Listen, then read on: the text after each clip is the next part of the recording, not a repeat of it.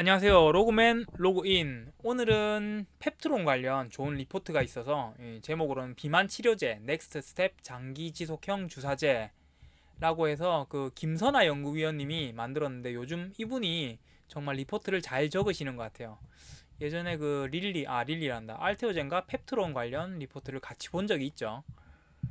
일단 이번에 이 리포트가 좀 길다 보니 팩트라기보다는 좀 중요한 것만 먼저 보면 비만 치료제를 이제 처음에 세마글루타이드 그 노보노가 열었는데 지금은 릴리가 완전히 압도하고 있습니다. 압도하고 있고 일라이 릴리는 어렵게 얻어낸 파이를 지키기 위해 3중 표적인 레타트로타이드와 경구 저분자 화합물인 오포글리프론을 개발 중이고 장기 지속형 제제로 마켓 시어를 굳히기 시도 중인 걸로 보인다. 이제 이거 장기 지속형 제재가 제대로 나온다면 게임 끝난 거죠. 그 비만 시장에서 게임은 끝난 걸로 보면 될 겁니다. 마이크로스피어 LAI 롱 액팅 인젝션이라고 이게 장기 지속형 제재라는 말인데 신약과 다르다. 실현 가능성까지 확인 후 계약을 해야 한다.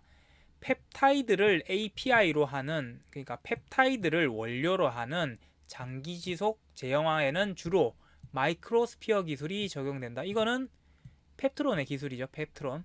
활성 물질 분자 사이즈와 제조 방법 측면에서 펩타이드에 가장 적합하기 때문이다.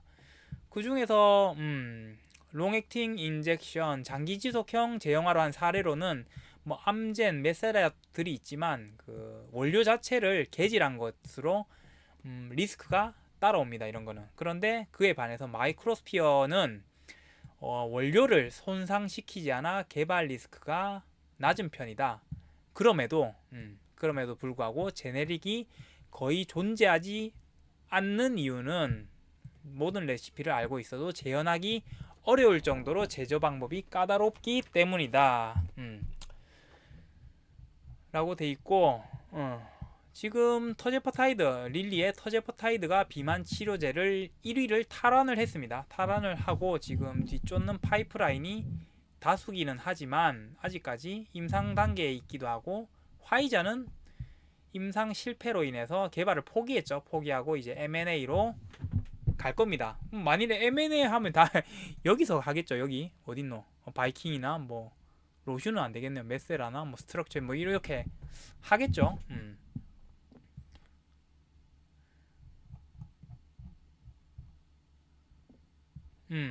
비만 치료제의 동향은 장기 지속형과 경구제형으로 변화. 여기 이게 좀 중요할 것 같네요. 앞으로는 어떻게 보면 장기 지속형과 경구제의 싸움이 될 수도 있죠. 변경하면서 싸움이 될 수도 있는데 그 원료가 펩타이드인 경우 제형화 난이도는 현저하게 높아진다. 특히 경구제의 경우. 그 이번 주 수요일이었구나. 이번 주 수요일에 릴리 컨콜에서 보면 그 오포글리프론이 이 12%가 나왔어요. 72주인가 4주 차인데 시장에서는 보면은 15%를 예상했거든요. 이거를 시장의 기대치보다 못 미쳐서 이렇게 주가를 떨어뜨렸는데 여기 보니까 또 대용량, 고용량에서는 뭐 15%를 달성을 했더라고요. 근데 중요한 건 고용량을 하게 되면 이게 돈이 더 들어가죠.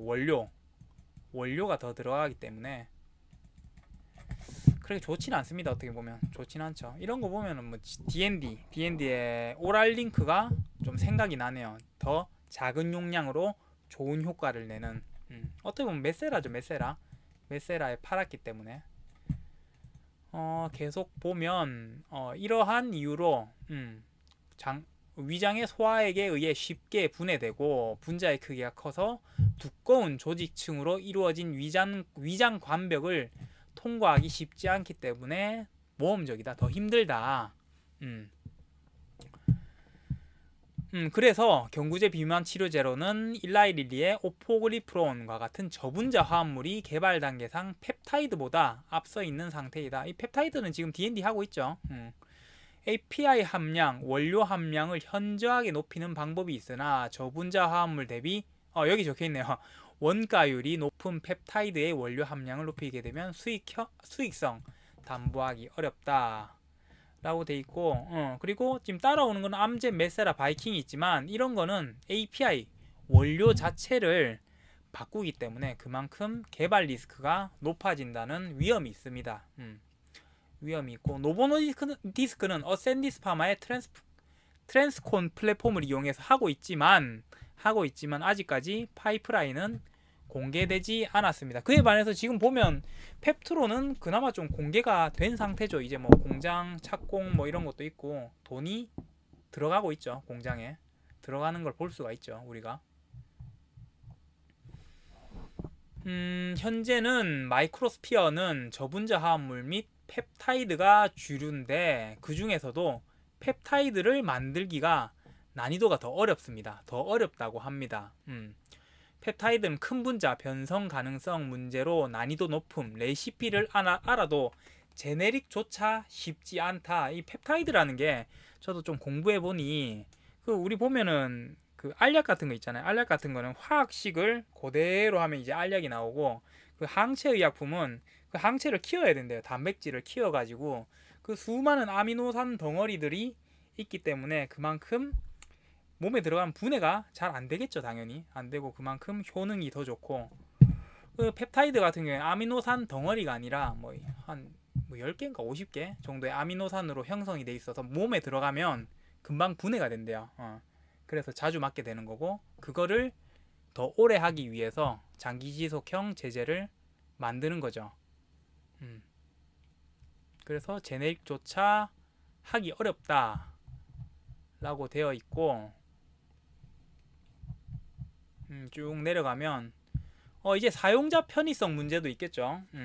주사기를 뭐 이렇게 단계가 있는데 이 9단계 투여 이런 거 하면 당연히 못 맞겠죠. 맞기 어렵겠죠.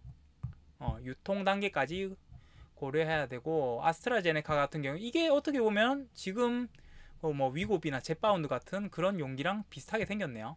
2단계 투여로 편하다, 편하다라고 돼 있고, 장기지속형 주사제 그게 돈이 됩니까? 돈이 됩니까? 인베가를 제가 찾아봤는데 이게 항정신약인가? 정신과 약이라더라고요. 1일 1회 경구제를 월 1회 주사제가 완전히 전환을 했다. 일단 펩타이드는 아니나 인베가 같은 사례를 보면 1일 1회 경구제가 소비가 되다가 1개월형 장기지속 제형이 출시되자 빠르게 매출을 반전시켰다. 경구제가 편하기 때문에 일정한 파일을 유지할 것이라는 예상과 달리 월 1회 제형에 대한 선호도가 더 높았던 것이다. 저도 보면 이거 아침에 그 알약 있잖아요. 그 보충제라 하죠. 보충제를 먹는데 까먹을 때가 많아요. 뭐 아침에 막 바쁘고 이러면은 까먹을 때도 많은데, 뭐 이게 더 나을 수도 있겠네요. 1개월로 맞는 게. 그리고 쭉 가면은 이거는 제가 약간 동의하기는 어려운데, 그 예전에 엄민용 연구위원님은 말하기로는 타이트레이션 기간이 펩트론의 스마트 대포를 이용하면 타이트레이션이 필요 없다. 적응 기간이죠. 적응 기간이 필요 없다 해서 했는데 여기는 좀 다르네요. 월 1회 마켓 쉐어는 13.6%, 좀 많이 낮게 예상을 하고 있습니다. 여기 쭉 보면 1개월 이상의 주기로 투여 시 편의성은 높아지겠지만 초창기 장기지속 제형이 개발이 성공하더라도 주 1회 제형이 계속 일정 부분 시장을 유지할 것이다. 왜냐? 타이트레이션이 필수적일 것이라 판단하기 때문이다. 이건 조금 좀 애매하네요. 여기 밑에 보면 뭐 있지 싶은데, 일단 뭐 필수적이라고 김선아 연구위원님은 그렇게 판단을 하시네요. 그리고 이게 이제 중요하죠. 이제 돈. 제조 방법 어려움을 기대해서 5에서 8%를 기대를 하고, 그리고 원료 제조 수익이죠. 제조 수익은 6에서 10%를 예상하고 있다 해서 쭉 내려가 보면 뒤에 있나 보네요. 이거는 일단 이렇게 수익이 이렇게 기대가 되고, 기술별 차이가 있습니다. 이게 에멀전법, 이런 분무건조법, 이게 펩트론 거죠. 펩트론 거. 이거 한 번씩 다 한번 제가 이야기는 해드렸는데, 에멀전법은 이거 이 통이 이렇게 있으면 이 위에 교반기로 돌려서 이 유화, 이 기름과 물이 안 만나는 성질로 돌리는데, 이게 커지면 커질수록 이 통도 그렇고 이 교반기도 커지겠죠. 그러면 입자가 여기 있네요. 입자가 불균일한 것, 수익성이 낮을 수밖에 없다. 이렇게 돼 있고, 그리고 분무 건조 방식은 분무부터 용매 건조까지 단일 스텝으로 이루어지기 때문에 연속 공정이 가능하며 대량 생산에 적합하다. 가장 이상적인 거죠. 어떻게 보면 유기용매를 다량 사용하지 않는 것. 여기는 빙초산을 씁니다. 유기용매. 그러니까 화학 유기용매 화학약품이죠. 화학약품. 마이크로플루딕 미세 채널도 있고, 여기는 보면 좁은 채널에서 입자를 하나씩 만들어내기 때문에 입자 크기 제어가 균일한 특징이 있다. 원가 절감에 제한이 있고, 여기 보면 9,000개까지, 밑에 보면 사진이 나와 있는데 9,000개까지 똑같은 걸 박아 넣는 거죠. 그냥 미세 채널을 막 유화법이라고 이런 것도 있고, 이게 카무루스죠. 플루이드 크리스탈에 여기 있네. 플루이드 크리스탈. 여기는 이니셜 블라스트 초기 과다 방출 때문에 맞지 않다라고 돼 있고, 뭐 이런 다른 것도 있네요. 이게 제일 처음에 있는 에멀전 제조 방식. 이 오일과 물이 섞이지 않는 것을 이용해서 만드는데 교반기와 통이 커지면 커질수록 이 동그라미 입자가 균일하지 않겠죠. 그리고 분무 건조의 경우 뭐 이렇게 밸브 열어가지고 초음파 노즐, 뭐 초음파 그거 뭐고 초음파 가습기 그 정도로 생각하시면 될 것 같네요. 초음파 노즐에서 분무 건조해서 똑같은 입자를 밀입구로 생산을 한다. 빙초산을 사용해서 마이크로 플루딕 방식은 이걸 이제 9,000개를 만드는 겁니다. 똑같은 거를 이거를 9,000개씩을 만드는 거예요. 이렇게 해서 만든 이게 아마 그 뭐지 어디였지? 지금 하고 있는 게 인벤티지 랩 그리고 인벤티지 랩이 있네요. 이게 그거네. 막 유화 방식은 보면 이게 엄청 작은 막이 있잖아요. 동그란 게 이 고분자 용액이 들어가는데 여기가 자주 막힌대요. 자주 막히면서 이걸 청소해 줘야 되는데 이걸 또 화학 약품으로 청소해 줘야 되면 당연히 안 좋겠죠. 그리고 카무루스의 플루이드 크리스탈 방식도 있고, 여기까지고. 이제 펩트론 리포트네요. 글로벌 1등 비만 치료 해제야 손잡는 날을 기다리며. 와, 저도 기다려집니다 진짜. 근데 거의 다 온 것 같아요. 그 돈 쓰는 것도 그렇고, 이렇게 리포트도 꾸준히 나오고 있죠. 이제는 아직까지 날레이티드네. 일단 기다려봅시다. 조금 더 기다려봅시다. 3분기 안에는 나온다 했으니까 다시 들어가면 펩타이드를 활성 성분으로 하는 마이크로스피어만 연구해온 기업. 20년 넘게 펩트론은 이거 펩타이드를 연구해온 기업입니다. 펩트론은 뚝심 있게 펩타이드만 연구해왔다. 릴리에게 기술 이전한다는 소문만 무성하다가 최근 들어 공격적으로 자금을 조달하고 캐파 확장하는 등 본계약이 가까워진 듯한 분위기를 형성하고 있다. 저도 그렇게 느끼고 있습니다. 마이크로스피어는 제조 방법에서 약간의 조건만 변경되어도 동일한 제형이 구현되기 어렵기 때문에 적어도 대규모 임상을 진행할 수 있는 정도의 시료를 안정적으로 공급받을 수 있는 확신이 들기까지는 본계약이 진행되기 어렵다.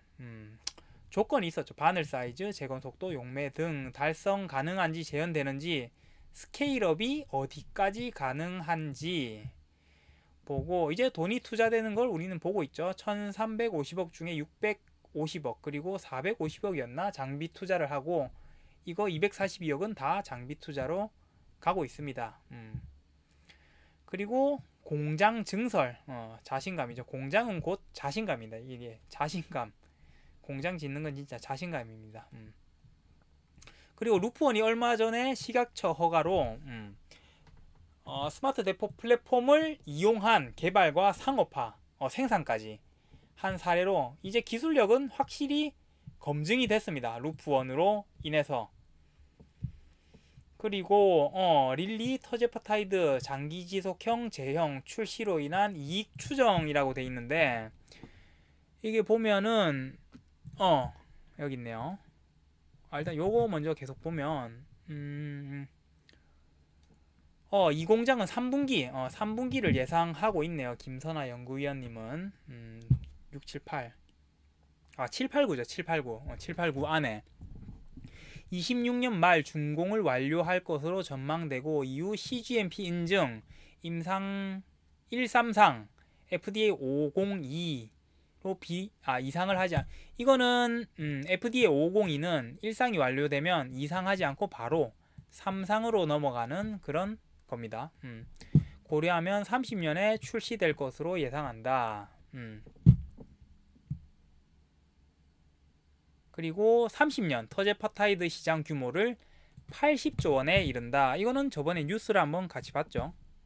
요거 확대를 좀 하면 30년 예상 1위 마운자로 릴리, 3위 젯바운드 릴리 해서 620억 30년. 이게 아마 여기에 인용이 된 것 같네요. 80조. 로열티를 시장에서 알려진 어떤 로열티를 적용하더라도 상당한 이익을 수취할 수 있음을 예상한다.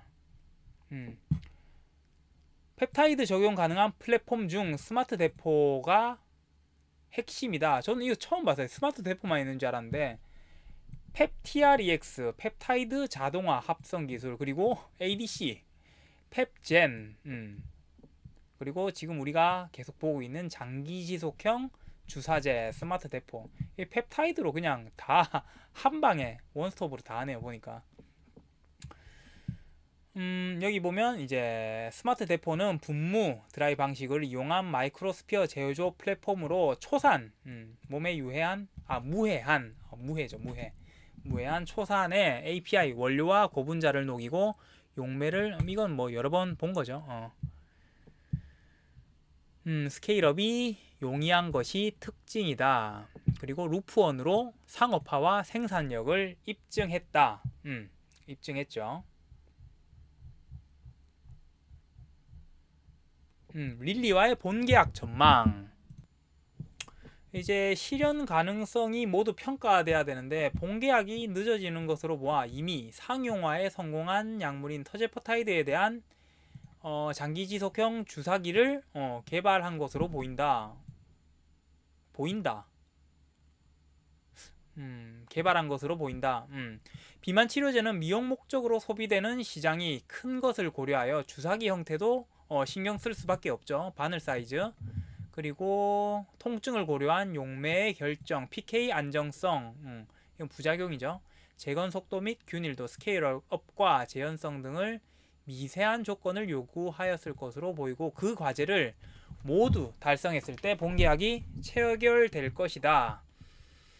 여기 있네요. 보니까 위고비와 비교하여 초기 가다 방출 없는 안정적 방출. 보면 굳이 이게 일주의 타이트레이션 기간을 해야 될까 싶네요. 여기 보시면 잘 올라갔다가 잘 내려가죠. 35일까지 약물 농도가 천천히 올라갔다가 천천히 내려가는. 카무루스, 뭐 굳이 이건 볼 필요가 없을 것 같습니다.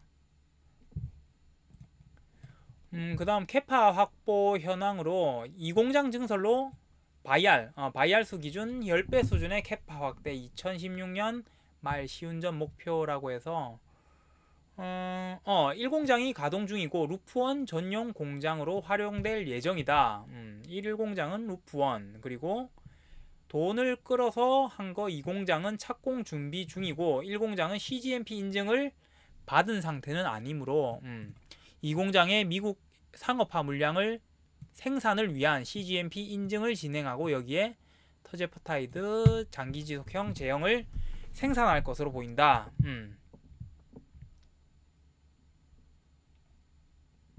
이제 플러스 알파 1000만의 플러스 알파 바이알 규모를 확보할 예정이다.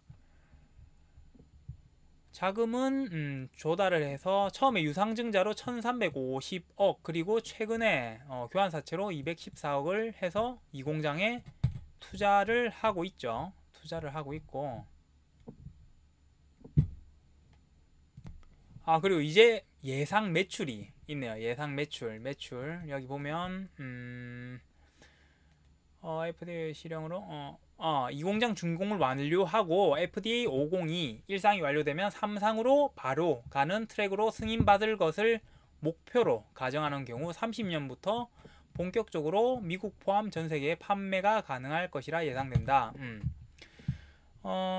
로열티 수익 그리고 제형 생산에 따른 제조 영역 수익을 창출할 수 있을 것이고, 일단 여기는 타이트레이션은 필수가 될 것으로 보임에 마켓 시어는 13.6%, 그리고 약가는 뭐 이 정도를 했을 때, 그리고 80조죠. 80조에 펩트론은 3.5에서 5.8조대 월 1회 제형 관련 매출을 발생시킬 수 있을 것으로 예상된다. 이게 만약에 13.6 이게 없으면 더 올라가겠죠. 더 올라갈 것 같은데, 일단 뭐 이런 것도 다 넣었을 때 이렇게 나온다고 돼 있고, 만일에 제조 영역을 배제할 때도 1.2에서 1.9 매출이 가능하다라고 기대할 수 있다라고 돼 있네요. 그렇죠. 어떻게 보면 펩트론의 생산을 의뢰를 하더라도 글로벌 물량 전량을 생산하기에는 캐파가 턱없이 부족하겠죠. 2천만 바이얼 해도 안 되지 싶은데. 최소 추정. 최소는 이거네요. 1.2조. 그 최대는 5.8조. 5.8조. 와, 매출 5.8조. 이렇게 매출을 이렇게 한 거는 또 처음 보네요. 처음 봐. 이렇게 펩트론에 대해 같이 한번 보는 시간을 가졌습니다. 이제 최근에 이제 돈을 따라가면서 이제 공장에 대한 소식이 조금씩 나오고 있죠. 아마 돈이 투자됨에 따라서 이게 시간이 다가오고 있습니다. 진짜 펩트론의 시간이 다가오고 있습니다. 7월은 갔고 이제 8월, 9월 남았네요. 차트 또한 잘 그려지고 있고,